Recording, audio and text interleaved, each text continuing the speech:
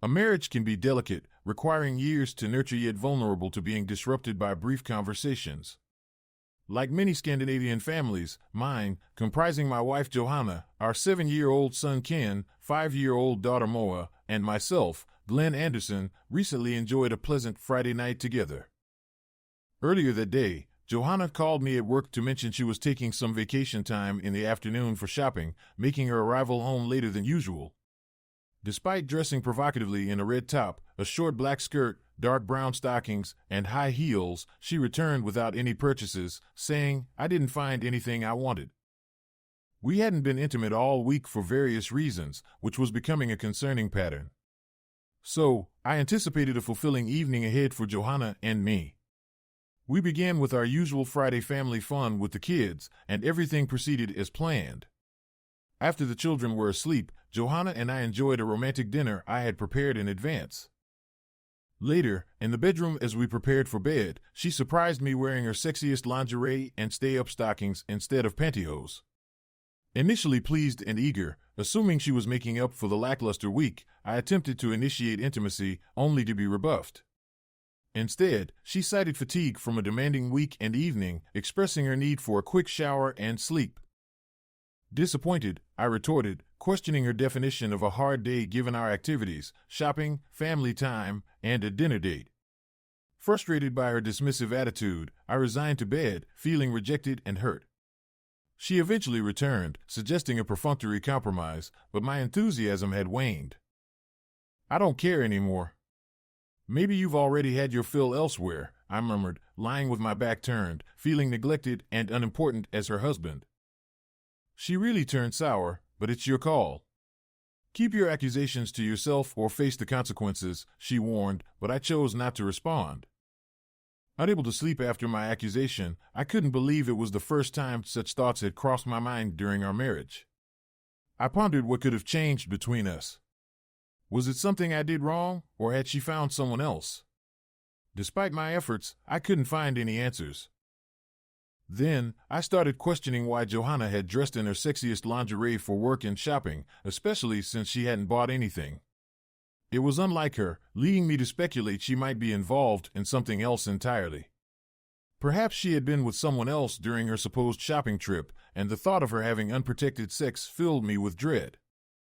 Reflecting on our recent sex life, I realized it had dwindled significantly due to her headaches and stress at work. I needed a distraction, so I made myself a cup of tea and checked my calendar on my smartphone. The pattern became clear. Our intimacy was now restricted to Saturday evenings and a few Sunday mornings. Something was definitely wrong between us, and it seemed she had reserved weekdays for someone else. This week, she came home late in provocative attire after an alleged celebration or party. Whatever it was, I knew I had to confront her, even if it meant risking our marriage. I remembered reading in one of Johanna's magazines about a survey where half of married women admitted to cheating. It made me consider how husbands react when they discover infidelity. Some were aroused and encouraged their wives to continue, while others were indifferent or resorted to violence. I found myself agreeing with those who would consider ending the relationship after a single mistake. The next morning, Johanna didn't comment on our failed attempt at intimacy the previous evening, and we went shopping as a family. My luck turned when a tabloid newspaper featured a front-page article about a famous singer who had divorced her husband after just 2 years of marriage because he had cheated. She spoke openly about her need for trust in a marriage. I couldn't resist buying the paper. During our coffee break at home, I showed Johanna the front page of the newspaper and said, "I completely agree with her. It's better to leave immediately than stay in a relationship with a cheater. Do you think we have serious issues that need addressing? Are you seriously blowing last night's little issue out of proportion like this? Are you still so bothered by the fact that I might be tired sometimes?" she retorted angrily.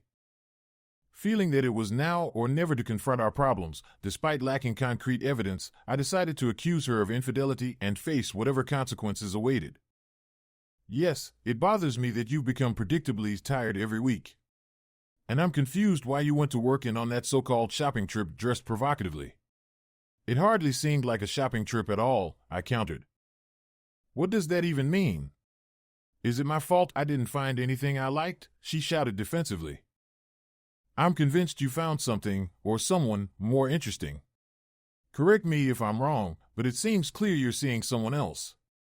Otherwise, why the provocative attire and refusal of sex on weekdays, except for a lackluster effort on Saturdays?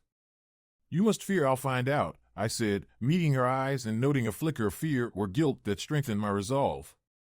But a gut feeling wasn't enough to end it all. Realizing I wasn't joking, Johanna was taken aback.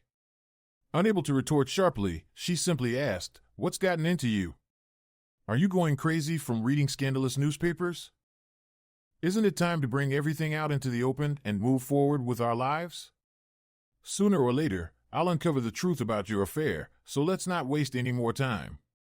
It's better for both of us to face reality and do what's best for our lives now," I pressed. Still reeling from the confrontation, she struggled to respond. "You're seeing ghosts in broad daylight. I've never cheated on you. Isn't it plausible that I'm just tired on a Friday evening after a busy week?" she defended. "Sexy at work and cold as ice at home. That strikes me as odd," I shot back, prompting her to storm out of the room in anger, avoiding me for hours. Later that Saturday evening, despite our unresolved argument, our friends Melissa and Eric, whose children were the same ages as ours, invited us over for dinner. We decided to go, setting aside our personal issues for the sake of their company. Everything was going smoothly during the first hour of dinner until Melissa asked Johanna and me if we wanted to join them for a highly sought-after show in the capital city. She had managed to secure 4 scarce tickets, and we were her first choice to receive 2 of them. I surprised everyone by responding, "Melissa, I appreciate the offer, but I regret to say that Johanna and I are taking things day by day for now. We can't commit to any future plans." 3 pairs of surprised eyes turned towards me, and Johanna exclaimed, "What on earth do you mean by that?" "Just what I mentioned earlier today. We need to address our issues before we can move forward," I explained.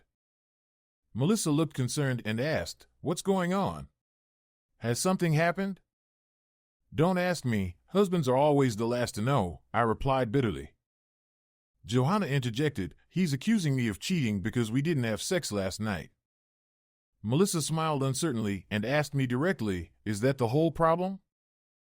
"No, it's much more serious than that. Based on strong circumstantial evidence, I believe Johanna is cheating on me. So here's my proposal. If I'm wrong and Johanna is innocent, I'll gladly accompany you to the show. I'll pay for all the tickets, hotel rooms, and meals for the 4 of us from my gambling account. But if I can prove here and now that she's cheating, I'll file for divorce first thing Monday morning." "I've had enough of this," I declared firmly. Eric chimed in skeptically, "That sounds fair, but are you sure about what you're saying?" Melissa intervened, "We are witnesses to your promise.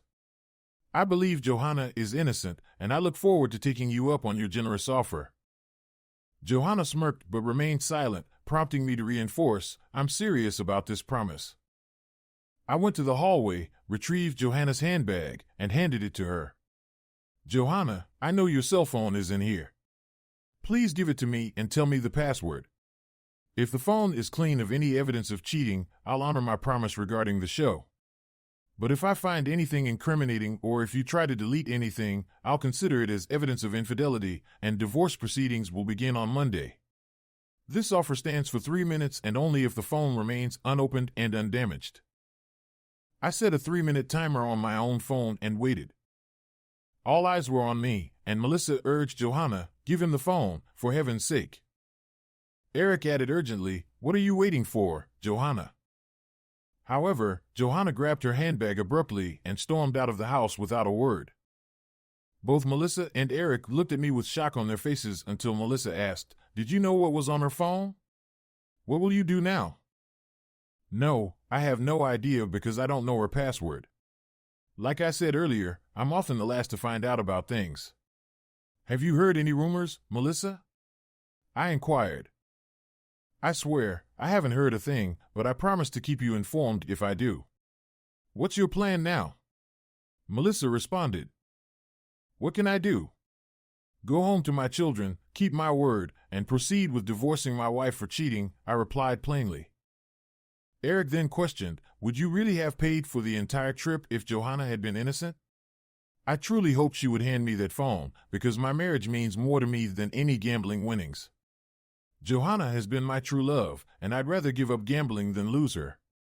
But she made her choice, I answered solemnly. Eric remarked, I didn't realize you took such big risks with gambling.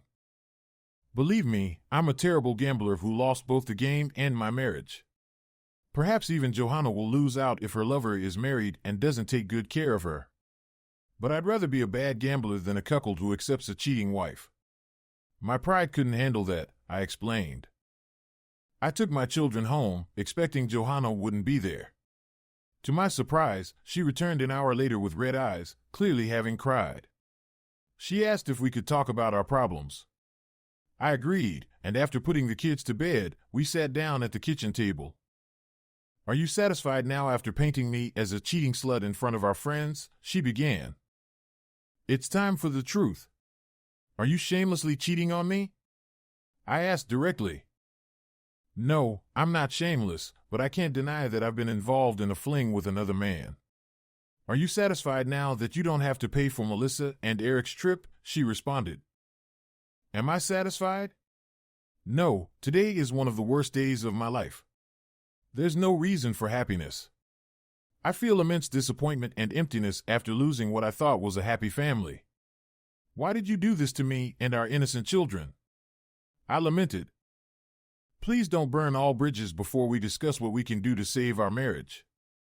I love you deeply, and there's still hope for us if we calm down and give it a fair chance, she pleaded. I asked angrily, why did you do this? Have I been such a terrible husband and lover that you felt the need to sleep with someone else? Or are there more than one? Please understand, it was just a one-time romantic fling that doesn't change my love for you and our children. My family is my priority, and I promise to be your faithful wife again once this is resolved, Johanna responded, her tone pleading. Who is he? Or they? How long has this been going on? Have you brought him into our home? I demanded. It's only one man. We developed strong feelings during a conference about 2 months ago, and we couldn't resist any longer. But it's just a secret fling, and you are my true love. He means nothing compared to you, and he's never been to our house, Johanna explained. Bullshit. It matters a lot. I will find out who he is and make sure he regrets ever touching my family. If he's married, I'll confront his wife about his actions. He doesn't deserve any happiness, I retorted angrily. Did you go to him right after leaving Melissa and Eric's? Are you planning to celebrate now that you're free from me? I questioned sharply. Now you don't have to waste time with our Saturday routine. Isn't it great to be his exclusive lover, or one of them? No, I haven't seen him today. We only spoke briefly on the phone, and he knows you're aware of our affair and unhappy about it. That's all I can tell you about him. I'm not a whore, and I'm not single. I'm married to you, and I love you. I hope our marriage is strong enough to get through this, Johanna replied tearfully. I had never considered Johanna foolish, but now I feared her lover had manipulated her. So, he's married, and you didn't want to disturb his family? Yet you're willing to destroy ours? It seems you care more about him and his family than us. Or is he forcing you into this? Johanna began sobbing. No, it's not like that. It's just a short, innocent romantic fling that will end soon. Let me guess, you didn't immediately end your affair even after getting caught? Are you planning to keep obeying that man as if nothing happened? He won't be handled with kid gloves, I accused angrily. Now, please calm down.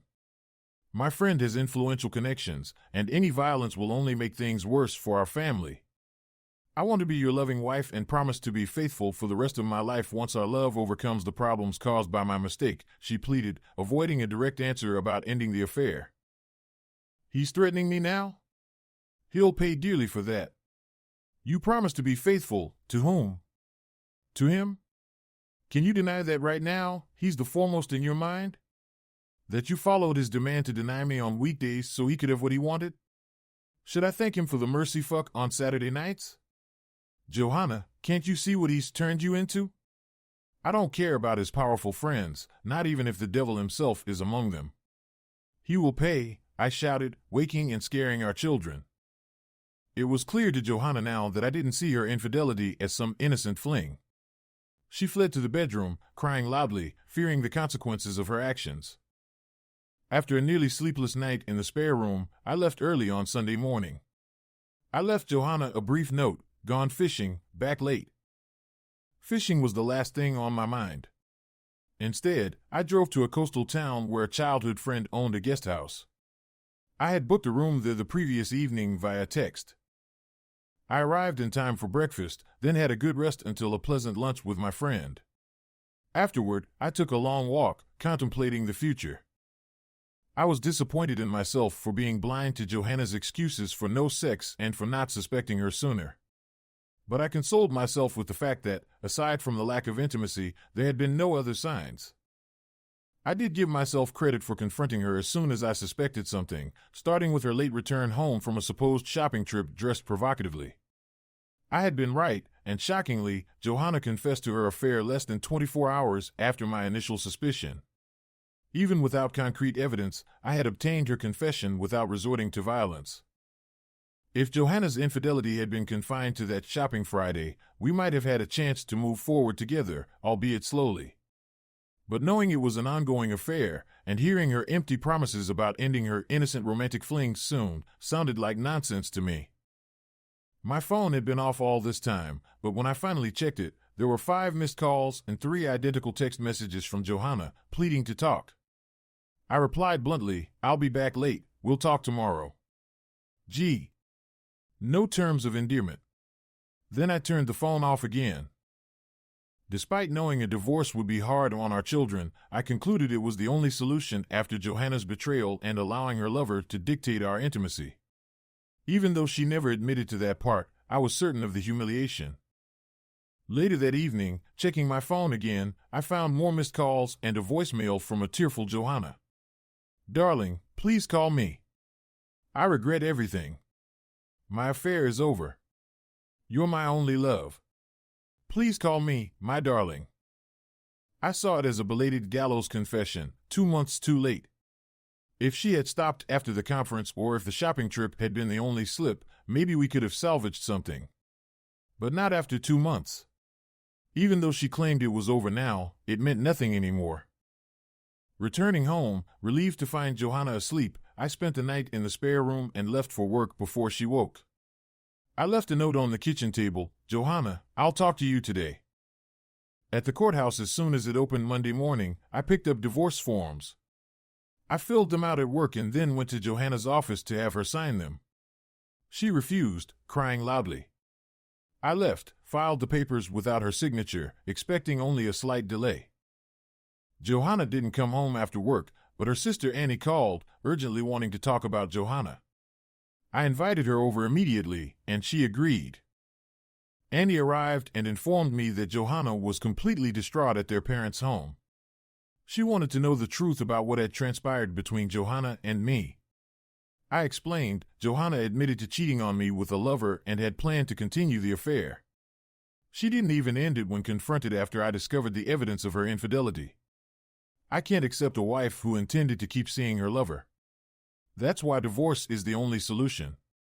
I wonder if he's married, and if so, whether his wife knows about their affair. "Don't ask me, ask his wife. Her name is Marie-Helene Broman, and you might know her or have met her," Annie replied. It became clear that Johanna was involved with Kenneth Broman, who managed the accounting department where she worked. I had met him a few times and remembered him as somewhat effeminate and very particular about his appearance.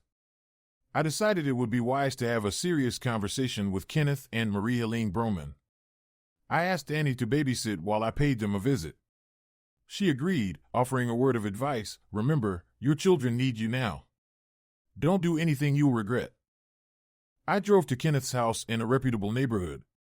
A young girl answered the door and confirmed her parents were home. When Marie-Helene appeared, I introduced myself and explained that we had a shared problem I needed to discuss with her. She surprised me with her beauty and invited me into her kitchen to sit down. I began, "I regret to inform you that my wife Johanna, who works with your husband, has confessed to having an affair with him. They've been cheating on both you and me for the past 2 months." She turned pale and asked, "Are you absolutely sure?"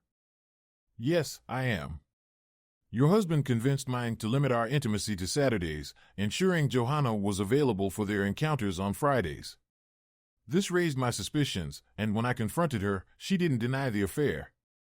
Later that evening, after speaking with Kenneth, she confessed everything without any remorse or hesitation. By the way, where is Kenneth? I'd like a word with that despicable man." Marie-Helene paled further and replied in a frightened voice, "Monday is his bowling night.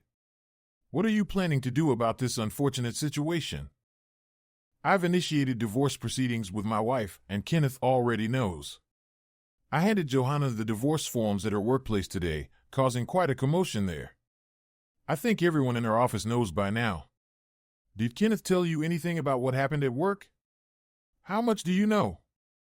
I asked Marie-Helene. "Nothing at all. I have no idea. I know a few people at Kenneth's workplace, but no one mentioned anything to me, and Kenneth didn't say anything about a coworker receiving divorce papers," Marie-Helene replied. We agreed to keep each other informed, and I left her with a sense of bewilderment. How could Kenneth, a seemingly decent man, betray such a lovely wife for Johanna, who likely wasn't any better than his own wife in any aspect? Back home, I briefed Annie about my conversation with Kenneth's wife. I left it to her discretion whether to inform Johanna about what I had done, and it was up to Johanna to reach out to discuss our divorce. The next morning at work, I received an unexpected call from Camilla Lindberg, who proposed meeting for lunch to discuss an important matter concerning Johanna and me.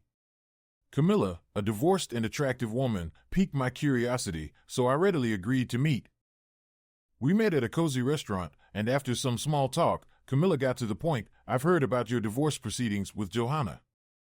I, on the other hand, am moving in the opposite direction. I plan to rent out my furnished apartment temporarily while I move in with my boyfriend, Alf. It would be a perfect fit for either you or Johanna." I was surprised how quickly rumors of my divorce had spread, but I was genuinely interested in Camilla's offer. She detailed the fair rent and other amenities included, emphasizing her trust in both Johanna and me to care for her apartment. Back at the office, I called Annie and informed her about the furnished apartment I secured for Johanna. However, Annie revealed that Kenneth had returned home from bowling to find his suitcases packed outside and a security guard at his door. In a frantic call to Johanna, he accused her of being a homewrecker who had ruined his marriage. Annie promised to visit me later that evening after being interrupted by an urgent matter. She arrived as planned and updated me on Johanna's situation. Johanna had nearly collapsed after Kenneth's frantic call and had taken several additional days off from work. Annie, who lived nearby with her husband and was close to her parents, had spent a lot of time supporting Johanna during this difficult period. It was then that Johanna confided in her about the affair with Kenneth. The most intriguing revelation for me was that Johanna and Kenneth used a discreet small apartment near a furniture store as their rendezvous spot. They frequented it during extended lunch breaks on Fridays and had even met there twice on Wednesdays. Kenneth boasted that the rent was shared by a clandestine group of businessmen who booked it through a web-based system, claiming it was both cheaper and more discreet than using hotel rooms. Johanna also admitted to Annie about the fabricated shopping Friday, when she and Kenneth had celebrated his upcoming birthday the following Sunday with a trip to a famous old inn out of town. They had a leisurely lunch and an intense encounter in a room once occupied by a past king. Johanna realized that her choice of sexy underwear on that day had raised enough suspicion to unravel our marriage. Before Annie left, she packed a suitcase with clothes and personal items that Johanna had requested. I assured Annie that I was prepared to discuss our ongoing divorce and arrangements for our children whenever Johanna was ready. It was evident that Kenneth had influential connections. I needed a strategy to turn them against him instead of supporting him against me. After much deliberation that evening, I came up with what I thought was a brilliant plan. I called my tech-savvy friend, Anders, for his opinion. Anders, who was adept with computers, enthusiastically endorsed my idea and pledged to start working on it immediately. The following day, after a quick lunch, I decided to investigate Kenneth's love nest based on the information Annie had provided. It was easy to locate, situated on the ground floor of a building that had once been an office but was now converted into a discreet apartment. The heavy wooden door bore a mailbox and a small brass sign reading Patent Service, maintaining the facade of an office. Clearly, Kenneth's group had meticulously arranged this place for their secretive extramarital liaisons. Upon returning to work, I phoned Annie to secure her babysitting services while I ran errands after work. She urged me to take action against Kenneth's sex gang and promised not to disclose to anyone, including Johanna, that she had shared information about the love nest or assisted me with babysitting. Disguised in gray overalls and a baseball cap, I blended in as an ordinary customer at a large building equipment and hardware store where I procured everything I needed. Thursday evening, Anders called to confirm that he was ready to execute our plan. I responded, "Let's do it." A few minutes later, Anders reported back, "Mission accomplished." I thanked him and assured him I would keep him updated on any developments, although I suspected there might not be much to report. Early the next morning, I carried out my part of the plan at the entrance to Kenneth Broman's secret rendezvous spot. Clad once again in my gray overalls and baseball cap, armed with a battery-powered drill/screwdriver, I secured the door with 12 one-way screws made of hardened steel. Following this, I affixed a stainless steel sheet measuring 50 by 30 centimeters, prominently displaying bright red text, "Nicely furnished room for rent in 2-hour periods." Call Kenneth Broman at phone 089-774-4299 for further information. The sign was also fastened securely with the same one-way hardened steel screws. One-way screws are typically used for permanent safety installations, designed to be installed but not easily removed. The phone number provided was for the office where both Johanna and Kenneth worked. Anders and I anticipated a commotion at Kenneth's workplace due to the 250 emails he had sent out. Each email included a photoshopped image of the door of the love nest with the new sign superimposed. The email text read as follows: "Dear married friends seeking extra thrills, finding a truly discreet local spot for private pleasures can be challenging, especially if your partner is also married. Avoid the risks and expenses of indiscretions at hotels. Rent our discreetly furnished love chamber in the town center for 2-hour periods. Access the door code on your smartphone. Contact me during office hours for more details and photos of this discreet apartment. Kenneth Broman, 089-774-4299. To the casual observer, a janitor or maintenance worker adjusting a door wouldn't typically raise suspicions. No one noticed me during the few minutes it took to complete the task. Naturally, Kenneth Broman and his associates would soon be furious, but I paid them no mind. I remained unaware of what transpired until Anders called me at 11:30. He chuckled and said, "You've really stirred things up.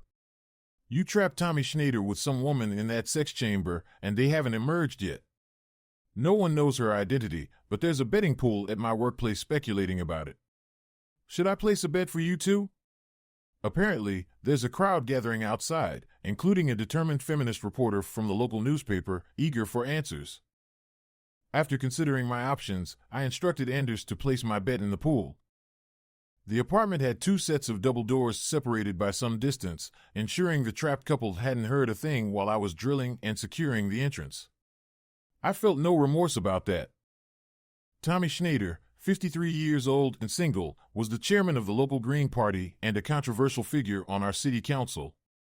Rumors suggested he was a successful womanizer, known for his sharp mind and active libido. Anders and I avoided being seen in the curious crowd gathered outside the love chamber when it finally opened. However, I couldn't deny feeling some curiosity about the woman involved, especially since Tommy Schneider was notorious for breaking up marriages. Rather than winning any betting money, Anders and I were genuinely surprised when her identity was revealed just after 1 o'clock. The woman in question turned out to be Alice Anderson, a stunning 43-year-old blonde who happened to be the chairwoman of the local Conservative Party and married to a successful businessman. The saying "love is blind" seemed apt in this case, as many agreed once they learned who she had spent the night with in the love chamber. Later, the details emerged about why it took so long to open the door, turning the incident into a public spectacle. Schneider bore the brunt of the blame for panicking and calling the wrong people, who spread rumors about the door malfunction before the correct technicians arrived. As a consequence of the scandal, Alice was dismissed from her position within the Conservative Party, and her husband promptly divorced her upon learning of her escapade with Schneider. Despite Schneider's controversial political reputation, he became a local figure of sorts, celebrated for his amorous conquests. He enjoyed free drinks from admirers in bars and found himself increasingly sought after by women eager to verify the rumors about his prowess and physical attributes. This newfound attention kept him occupied sharing his stories with his female admirers. Meanwhile, Johanna eventually calmed down and signed the divorce papers. We had a serious discussion about the shared custody of our children, who continued to live in our family home. Johanna and I agreed to alternate weeks between the house and Camilla's apartment. When Christmas fell during my week with the children, I invited Johanna to stay in the house with us. She slept in the guest room, and for that week, we managed to recreate a semblance of family life reminiscent of the good old days. Despite our separation, I couldn't help but miss her when we eventually parted ways again. One evening during that Christmas week, after the children had gone to bed and we were sitting in the living room with wine and cheese, Johanna brought up Kenneth Broman. She revealed that Kenneth had never anticipated his wife discovering his infidelity. Upon learning about his affair through me, his wife had promptly kicked him out of their home. This had led Kenneth to experience some form of mental breakdown, during which he accused Johanna of being accursed, which responsible for all his troubles. This turn of events swiftly transformed their supposed once-in-a-lifetime romantic love story into one filled with regret and animosity.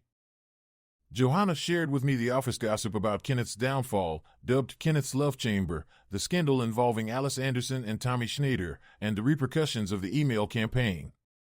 These events had earned Kenneth the nickname The Pimp among their colleagues, turning him into a laughingstock. His former friends from the apartment gang distanced themselves, blaming him for the scandal and even billing him for damages to the door of the expensive apartment. When Kenneth refused to pay and tensions escalated, he eventually quit his job and left town for greener pastures elsewhere. The next time Johanna and I met was at a New Year's party among friends. We surprised everyone by spending the evening together at a table with Melissa and Eric, maintaining a cordial and respectful atmosphere. Each February, our family tradition was to spend a week in the Canary Islands, a promise I had made to the kids. This year, when they begged me to let Johanna come along, I relented after some discussion. She accepted with great enthusiasm, although due to our late booking, we could only secure a family room at a hotel instead of an apartment. Throughout the week, Johanna and I shared a bed, which went smoothly. It became clear to me during this time that Johanna was still my true love, and none of the other relationships I had during our separation could compare. By the end of our vacation, I had already planned to suggest stopping the divorce proceedings. On the last night at the hotel, I woke up to Johanna's silent crying. Concerned, I asked if she was all right or if we needed to seek medical help. She tearfully explained that she was overwhelmed with gratitude and happiness for the wonderful week we had shared as a family. She expressed her love and appreciation, apologizing if she had disturbed my sleep. Moved by her sincerity, I hugged her and proposed that we halt the divorce proceedings and reconcile as a family. Johanna was taken aback but deeply touched, agreeing that it was the greatest gift she had received since our children were born. We shared a tender moment, reaffirming our love for each other. Of course, Johanna's emotional moment wasn't the sole reason for my decision.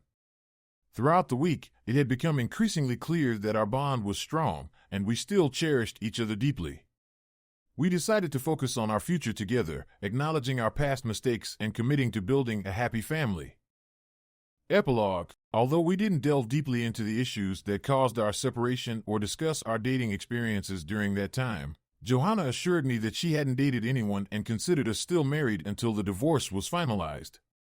Surprisingly, she never asked about my experiences during our time apart. We accepted that we couldn't change the past, but were determined not to repeat our mistakes.